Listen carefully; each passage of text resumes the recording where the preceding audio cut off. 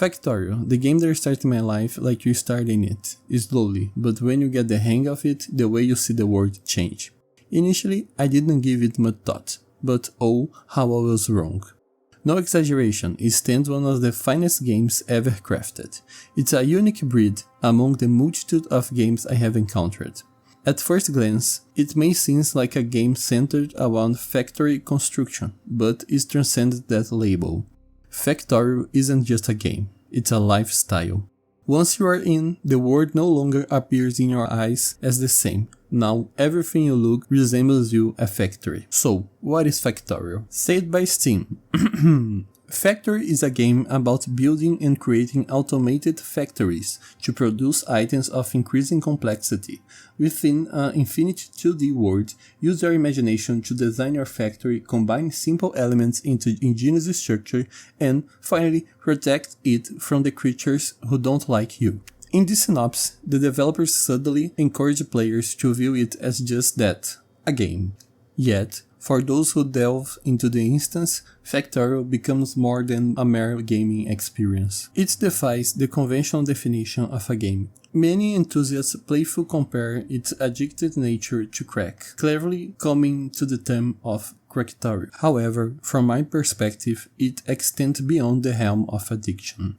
Factorial becomes a pervasive presence, infiltrating your thoughts even during moments of non-playing, transforming it into a lifestyle rather than a casual pastime. Factorial's allure lies not only in its gameplay mechanics, but in its ability to become a persistent thought, an ever-present idea that occupies your mind. Factorial's allure lies not only in its gameplay mechanic, but its initial ability to become a persistent thought, an ever-present idea that occupies your mind.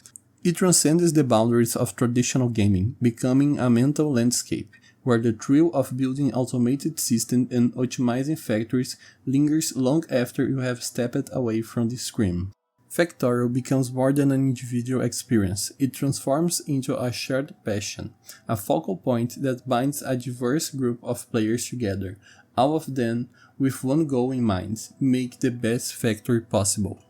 The only way to get it is to play the game. So, how it starts? Well, it starts with a crash landing. Maybe it was your fault, maybe the autopilot, or you, the one who had an entire crew relying on your judgment to make the best maneuver, hoping to return to their home planet safe and sound. But you screw up, you are made the wrong move, and now you are the only survivor, carrying the burden that the lost lives of your crew rest on your shoulders. You are left the spaceship there, to preserve the memory of your companions, to redeem yourself, and in pursuit of forgiveness from your dead crew, you see one and only one way to do it.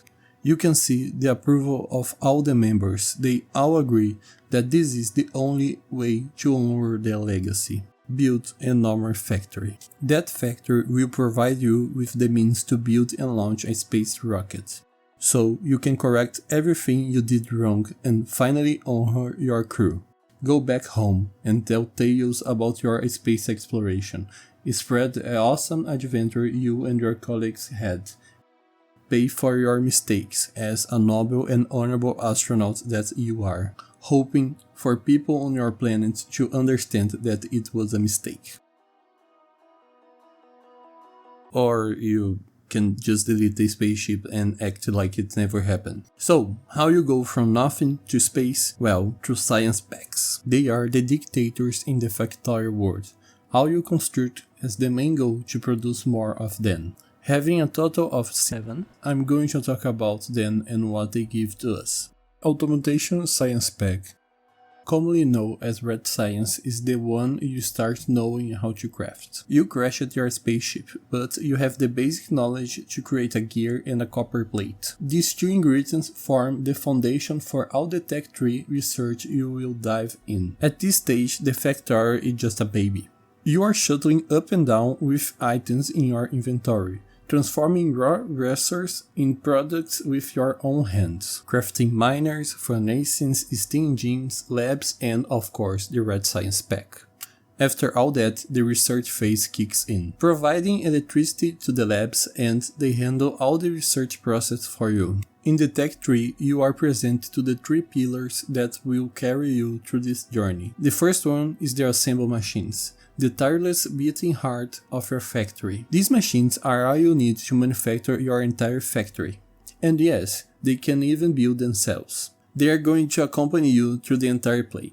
They are going to vary in color and speed, but this one is the first of many. Transport belts and inserters, the veins and capillaries of your base. Belts transfer items from point A to B, and inserters pick up from the belts and transfer items in and out of the assembles. Like the belts and inserters can vary in color and speeds. The belts go faster and the inserters go faster and can take more items. For the last pillar, we have military science. No body parts association this time, they just kill enemies. It provides various ways to defend yourself that will be seen lately. By now, you have some very important ones: guns, bullets, and the most important, turrets and walls. But you don't want the basic, you want the best. For it, you need to keep progressing. So let's dive in the logistics science pack. This one I personally like the most and also hate the most. It's a time when you think everything is going smoothly. You have a starter base that produces everything you need to expand further. Automation is taking shape, and to top it off, it's super easy to produce this science. It's just a belt and a yellow inserter. Throw it inside the machine and it gives the green fluids. It basically unlocks everything you already have, but better. The assembly machine turns blue after you throw the grey one with some items inside the machine. The belts turn red, they take more gears but go faster. Engineering speaking, they are correct, but I'm not going to enter into this gear ration theory right now. Inserters once painted blue and also added gears, now get a green makeover with extra chips, making them better. The poles don't need more wood, they are made by steel. The furnace uses brick and steel instead of just stone, and you unlock solar panels. So now you can go easy in the coal consumption during the day. Beautiful, but you have more things added to the mix. In it, 3 highlights from the others. The first one is something that I personally know almost nothing about it. Circuit network. It's something that divides old players from hardcore players. You can run your entire factory without even touching any of this product. But if you want to make the most optional factory, creating exactly what you want when it's needed, then the circuit is exactly what you need. They range from making your fabric optional as possible to rock and roll music. The internet is full of people trying to teach it, and here I gave my honorable mentions to everyone attempting it. Don't worry, there are a lot of things already made it in the internet, so just search for it and you're probably gonna find exactly what you want. Use as you wish, just know that the possibilities are almost endless. The second research is the reason I fell in love with this game. This research made my little 8 years old self go crazy when I first saw it. Literally the brain activates monkey meme. Yes, I'm talking about trains. The best way to make a long journey with items. Creating your rail system, watching the train go from point A to B, transporting goods is awesome. If you have a complex network, you can lose hours just watching it. So magical, so satisfying. But, as I said in Circuit Network, train network requires more dedication to comprehend. As one of the most famous videos in the factorial community says, you can really simplify this thing, as said by this guy. Or, again, you can simply take already made trains network from the internet. My honorable mention to Mojo D, who made the train network that I used for almost 3 years. Thank you, really, thank you Mojo. The last research is the one that makes me restart the game a few times, just to be prepared for the next science. I already have all the components to research it, but the ingredients unlocked here are indispensable for the next science. You are accustomed to just one type of production. They are solid. You input something in the machine and get just one product back. All the materials you need was next to your base, but everything changed when you come to oil processing. It is impressive how it completely makes you step out of your comfort zone. Now you have to expand your base, explore beyond the walls to find some oil extraction. You need to transport it by pipes to the base, always use underground pipes, they are better. Then you have to process it, and now you have the petroleum gas. This petroleum needs to be transported to other places to be combined with solid materials or water to give you other solid materials. And now that I say that, it don't seem to be so difficult. But for me, it was one of the biggest struggles in my entire gameplay. After you went through this struggle, your factorial play just skyrocketed. You get it? Well, we are going to build a rocket. Yeah, you get it. Also, you unlock 2 new types of science. The first I'm gonna show you is the military one. The military science pack depends a lot on what kind of map you take. A good map probably won't require much attention to the science. If it's a bad map, you will really need it. The definition of a good and a bad map is something that you only discover when you play the game. So, what it gave to you? Yes, more ways to kill biters is military.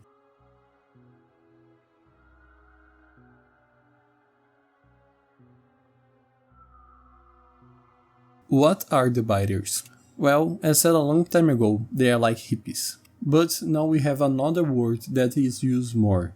They are activists. But different for ours, they are willing to die for the cause. The ongoing will to destroy every single structure that produces pollution, and there is nothing in this world that's going to stop them, except for water, cliffs, trees, your walls, guns, and you. Here are 5 types of enemy that you are going to deal with. 2 of them produce things that attack you, and 3 of them attack you, having different classes that can be divided into small, medium, big, and behemoth. We have the biters, produced by the biter's nest. They are the meaty ones. The small types are the first that you are going to encounter, the initial threat to your base. They are weak, almost killed. With 1 grenade you can kill a whole squad of them. The medium and the big ones are almost a threat. At this point, you already had 1 attack that you struggle with, so you put some science in the bullet's damage and you are done. They are not a big deal anymore. The behemoth is a freaking hell. Like, where in the developed team they think that it was a good idea? They literally multiply their health by 10 and the damage by 3. How do you manage to go from a good soldier to a freaking tank? The spitters are the ranged attackers that moves around, produced by the spitter's nest. As the name says, they spit. We have the small ones that appear next to the medium and big biters. They also have the forms medium and big, and of course the behemoth, with almost 5 times the health and twice the damage of the big one. The last ones that attack you are the worms. They are not produced by the nest like the others, they spawn with day. They work as protectors for the nest. They stay inside the ground, but if you approach some distance, they activate and become aggressive, start to spit some acid in your direction. And it's very complicated to look at them and don't resemble a... And of course, like every enemy in this list, we have all the 4 types of it. And different for the other types of enemy, all the sizes in this one are dangerous, so be careful when you are attacking the nests. Now, you are probably thinking that we should just don't let them evolve at this point. Well, the problem is that you can't stop the evolution factor. As said by the Factory Wiki, the evolution factor is increased by 3 kinds of events. The passage of time very slightly increases the evolution factor. The global pollution production increases the evolution factor, and destroying the nest significantly increases the evolution factor. So yeah, they are going to be strong no matter what you do. But you can also become stronger. You need to progress in the research tree. So let's go to the blue science. The chemical science, or as commonly known as blue science, is one of the most beloved research tree. As the name suggests, is made using a lot of chemical processing, needing red circuits that use rubber and sulfur that use petroleum gas. That is the reason why I restart this game so many times. I need to produce them to keep going. It gives you the opportunity to improve things that you already have. More oil processing, better trains brake, research faster, more damage bullet. Also, you have other things that you can build. They are new, but do the same things as others. Uranium processing, advanced electronic or blue circuit, substation, and of course, more guns. But they are not beloved because of it. There are 2 reasons that gonna be literally game changing. One, for our defense. Other, just a huge upgrade for everything. Starting with the lasers, they are exactly like targets, but they run on energy. a lot of it. That's precisely why you will find uranium processing and nuclear fusion reactions on this research tree. Because, let's face it, you can't be relying on coal for the rest of the run. Okay, you can, but you get the point. You know, you're supposed to go in like coal, then solar panels, then nuclear fusion. To run the laser turret without red shakes, my recommendation is to use a nuclear fusion setup or a normal solar panels farm with lots of batteries. But we will need a lot of space and have a lot of biders getting in your way to prevent you to expand. You need something that can make things quick and reliable, something that automates your progress. Here is where I present you the robots. Oh my god, how I love these little fellas. There are two types of them. The first one is the logistic robots. They are responsible to transfer items to point A to point B. When you insert it, you are now the point A and the chests are the point B. So now you have an automatic resupply. Just open your inventory, settle the items that you want, and you are good to go. The next one is the construction robot. As the name suggests, they construct things. But that's not all. They also repair things and deconstruct things for you. Yes, they are awesome. Build roboports, and they will tirelessly perform all the tasks given to you in the range. But the really reason that we love them is because they can accompany us, turning us into a walking roboport. Now, you will witness an exponential increase in your construction speed. And here's the magic moment. You can finally utilize the blueprints mode properly. The long-time players will understand the feeling of missing one certain in the furnace setup. But now this is impossible. The robots are going to construct everything that you place. But also remember they are going to construct and deconstruct it. So be careful with the Ctrl Z. Well, you may ask, what is this blueprint? This is basically the ability to copy and paste any design you want, creating what you call the ghosts. The bots will automatically build it for you, a tremendously handy tool that you use a lot. The keybinds are simple, Ctrl C to copy and Ctrl V to paste. Or make your own library of pre-made blueprints to use in other runs. Now, with our base being self-expandable, just remember to assign your provided chests. We are now approaching to the end game, just a few more research, and we'll be ready to launch the rocket and say goodbye to the planet. Production Science Pack and Utility Science Pack. So, until now, I spoke individually about each one of the science packs.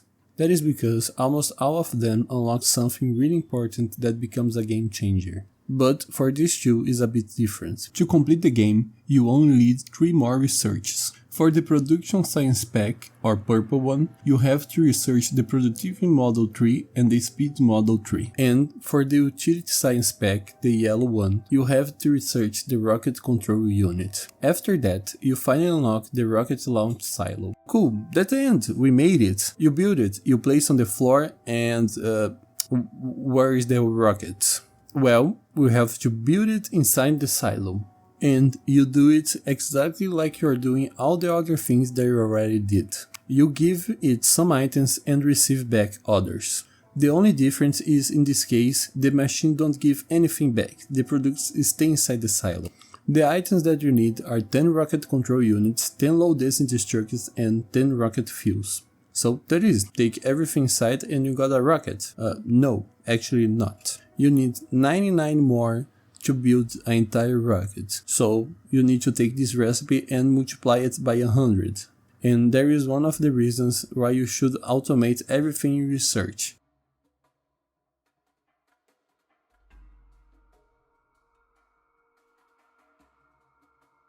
The rocket is now ready. Finally, for a real long time, you are free.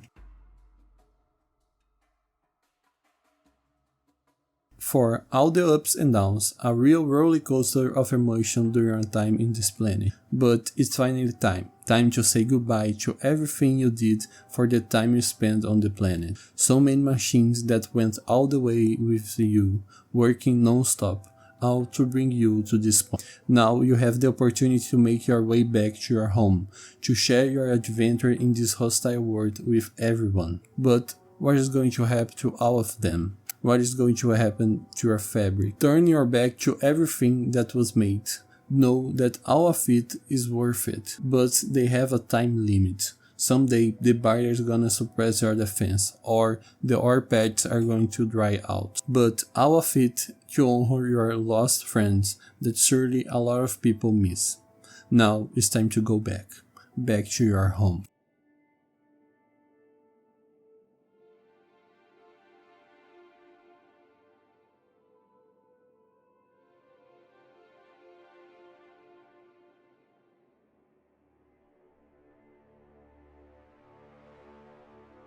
Or not. Yes, it's correct. You can choose not to end the game right now.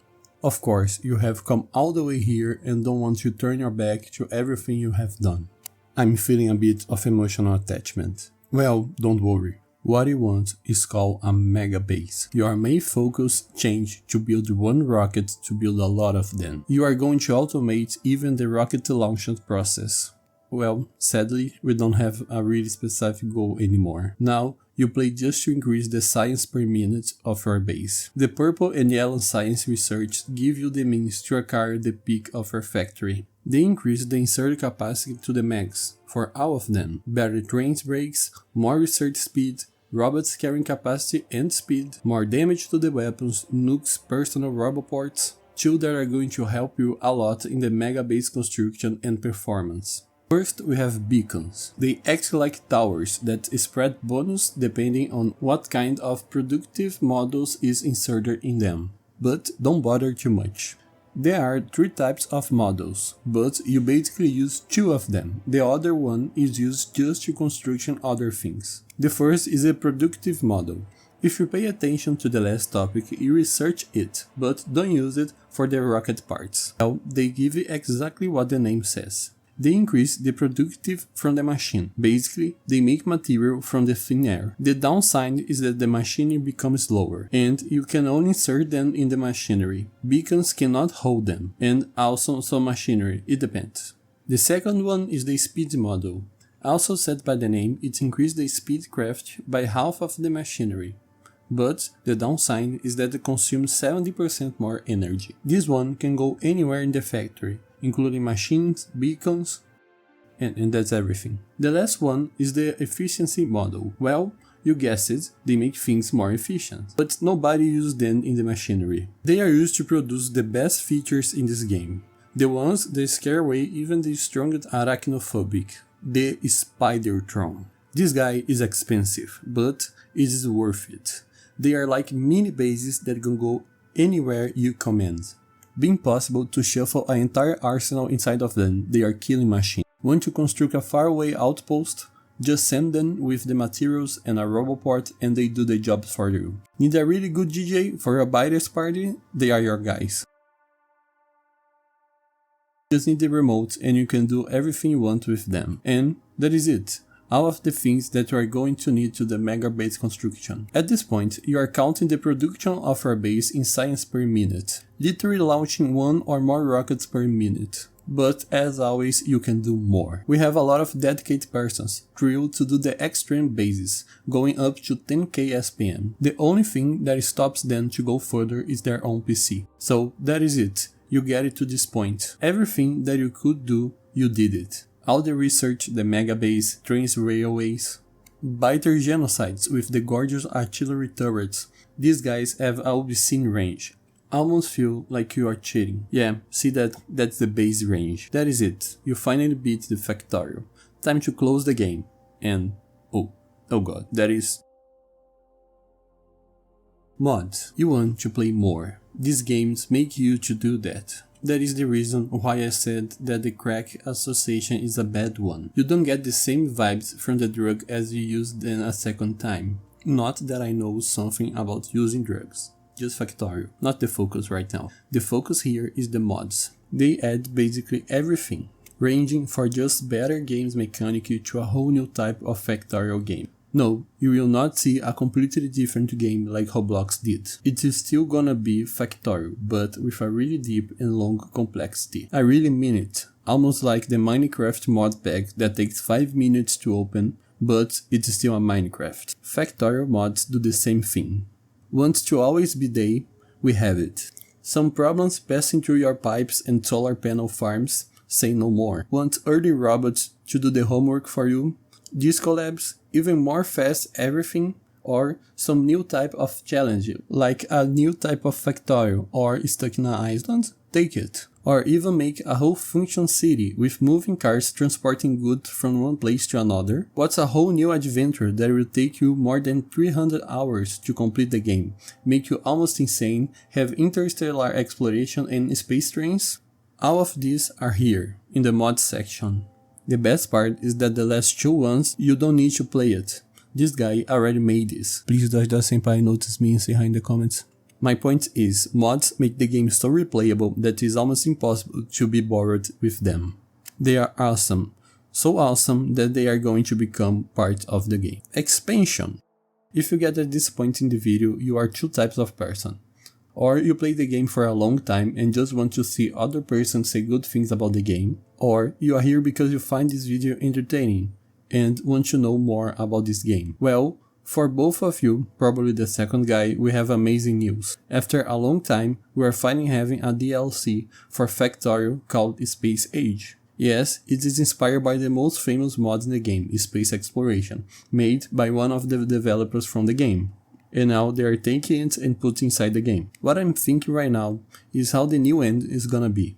Because until this point, we technically finished the game by launching a rocket, but now it's different. The rocket is just a step in the game flow. I am extremely excited for this, with high expectation. They made Factorial one of the best or even the best game I have ever played in my life. Most certain the one that I played the most. No, I'm not counting you, go back. And a lot of people agree with me. Just see by yourself the most liked games in the last year. You will see Factorial in the top 3. No doubt that this expansion gonna make they stay in the top for a really long time.